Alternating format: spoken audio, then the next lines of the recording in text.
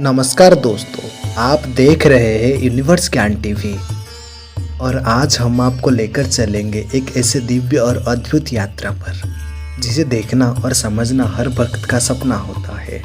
पुरी की रथ यात्रा। क्या आप जानते हैं कि यह उत्सव न सिर्फ भारत में बल्कि पूरी दुनिया में प्रसिद्ध है? तो चलिए आइए जानते हैं पूरी रथ यात्रा का इतिहास, महत्व और कुछ अद्भुत रहस्य। वीडियो को पूरा तक देखिए और चैनल को सब्सक्राइब नहीं किया तो अभी ही कर दीजिए। तो चलिए शुरू करते हैं। पूरी रथ यात्रा ओडिशा राज्य के पुरी शहर में हर वर्ष आयोजित होने वाला एक महान धार्मिक उत्सव है।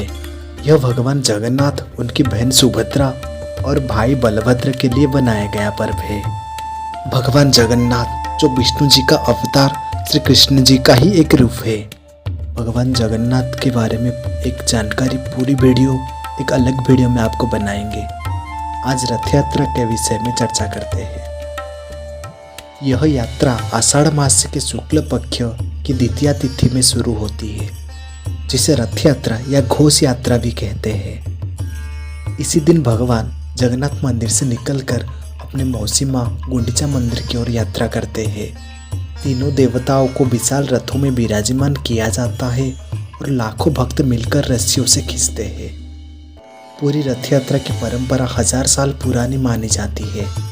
ऐसा माना जाता है कि इस परंपरा की शुरुआत स्वयं भगवान जगन्नाथ के भक्त राजा इंद्रद्युम्न ने की थी, जो कि स्कंद पुराण, ब्रह्म पुराण और अन्य ग्रंथों में इसका उल्लेख मिलता है।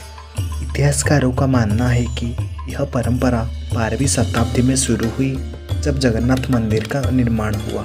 रथ यात्रा के दौरान आम जनता को भगवान के दर्शन का अवसर मिलता है, जो साल में सिर्फ इसी दिन ही संभव होता है, क्योंकि मंदिर में गैर हिंदुओं का प्रवेश वर्जित है। भगवान जगन्नाथ, बलभद्र और सुभद्रा माता के लिए 3 अलग अलग रथ होते हैं।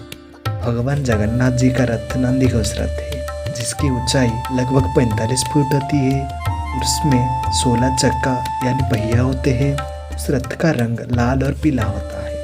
भगवान बलभद्र जी का रथ तालध्वज रथ है, जिसकी ऊंचाई लगभग 44 फुट है। उसमें 14 पहिया है और उस रथ का रंग लाल और हरा होता है। बहन सुभद्रा देवी का रथ दर्पदलन रथ है, जिसकी ऊंचाई लगभग 43 फुट है। उसमें 12 पहिए होते हैं। उस रथ का रंग लाल और काला होता है।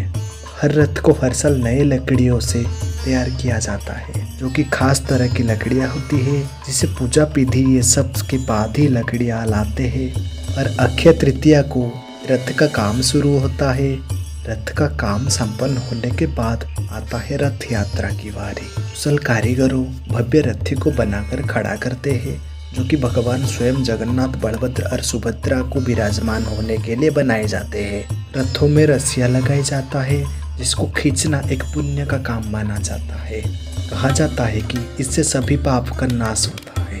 रथ खींचने से पहले पुरी के राजा खुद सोने की झाड़ू लेके झाड़ू लगाते हैं, जिसे छेरा फहरा कहते हैं। रथ यात्रा में भाग लेने के लिए देश विदेश से लोग आते हैं। इसे दुनिया का सबसे बड़ा धार्मिक उत्सव माना जाता है।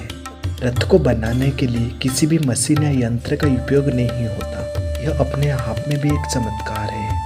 माना जाता है कि रथ यात्रा के समय अगर बारिश होता है तो भगवान के ऊपर पानी की एक बूंदे तक नहीं गिरती।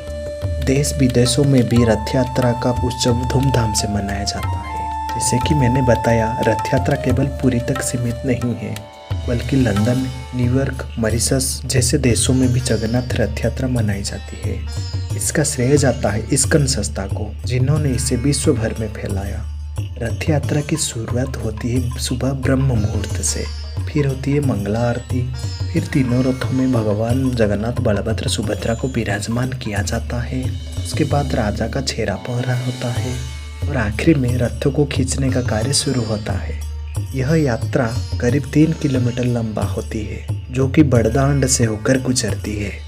9 दिनों के बाद भगवान वापस मंदिर में आते हैं, जिसे बाहुड़ा यात्रा कहते हैं। भक्तों का मानना है कि जो भी रथ यात्रा में सम्मिलित होता है उसे मोक्ष की प्राप्ति होती है।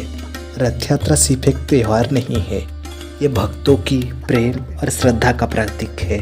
यह हमें सेवा, समर्पण और समानता का संदेश देती है। अगर आपको यह जानकारी पसंद आई है तो वीडियो को लाइक कर दीजिए और यूनिवर्स ज्ञान टीवी को सब्सक्राइब कर दीजिए और कमेंट पे लिखिए जय जगन्नाथ। मिलते हैं अगली रहस्यमय यात्रा में, तब तक जय जगन्नाथ।